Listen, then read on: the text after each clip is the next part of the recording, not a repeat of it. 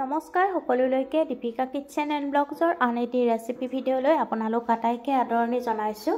আজি আপোনালোকৰ বাবে অমৰাৰে মাছৰ জোলৰ ৰেচিপি এটা লৈ আহিছোঁ। আশা কৰোঁ আপোনালোকে ৰেচিপিটো শেষলৈকে চাব।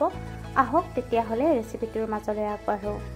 অমৰাৰ সৈতে মাছৰ জোলৰ ৰেচিপিৰ বাবে অমৰা ল'ব লাগিব আৰু মাছ ল'ব লাগিব 3 পিচ। আপোনালোকে আপোনালোকৰ মানুহ হিচাপে মাছবোৰ লৈ ল'ব আৰু এতিয়া এটা কুকাৰত অমৰা কেইটা দি জোখমতে পানী দি সিজাই ল'ব লাগিব।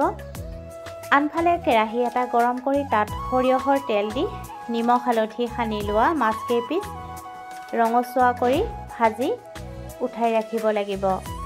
যদি আপোনালোকৰ ৰেচিপিটো ভাল লাগে তেতিয়াহ'লে ভিডিঅ'টোত লাইক কমেণ্ট শ্বেয়াৰ আৰু দীপিকা কিচেন চেনেলটো যদি এতিয়ালৈকে ছাবস্ক্ৰাইব কৰি ৰখা নাই চেনেলটো ছাবস্ক্ৰাইব কৰি কাষত থকা বেল আইকনটো অন কৰি ৰাখিব। তেতিয়াহে মোৰ আহিবলগীয়া ভিডিঅ'ৰ নটিফিকেশ্যনবোৰ সৰ্বপ্ৰথমে পাব। অমৰা কেইটা সিজাই লোৱা হৈছে। এতিয়া অমৰা কেইটা এটা বাটিত উলিয়াই ভালকৈ পিটিকি ল'ব।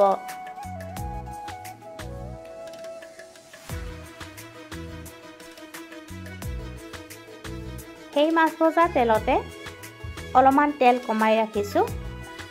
কেঁচা জলকীয়া 2টা দি দিব আৰু একেলগতে পাঁচফোৰণ অলপমান দি দিব লাগিব।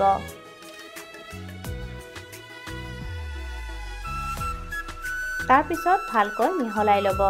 এতিয়া সিজাই লোৱা অমৰাখিনি গুটিৰ সৈতে দি দিব আৰু তাৰপিছত খুব ভালকৈ ভাজিব লাগিব। এতিয়া অমৰা সিজোৱা পানীখিনিও একেলগতে দি দিব আৰু দি ভালকৈ উতলিবলৈ দিব। সোৱাদমতে নিমখ আৰু হালধি গুড়ি দি দিব।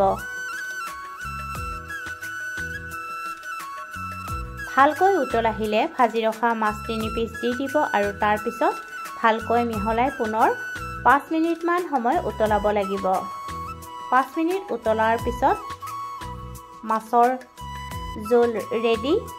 গেছৰ জুই নুমাই থ'ব আৰু নমাই গৰমে গৰমে পৰিৱেশন কৰিব। ৰেচিপিটো ভাল লাগিলে ভিডিঅ'টোত লাইক কমেণ্ট শ্বেয়াৰ আৰু চেনেলটো যদি এতিয়ালৈকে ছাবস্ক্ৰাইব কৰি ৰখা নাই ছাবস্ক্ৰাইব কৰি কাষত থকা বেল আইকনটো অন কৰি ৰাখিব। পুনৰ উপস্থিত হ'ম এটি নতুন ৰেচিপিৰ সৈতে। আজিলৈ আহিলোঁ। ভিডিঅ'টো শেষলৈকে চোৱাৰ বাবে আপোনালোকক বহুত ধন্যবাদ জনালোঁ।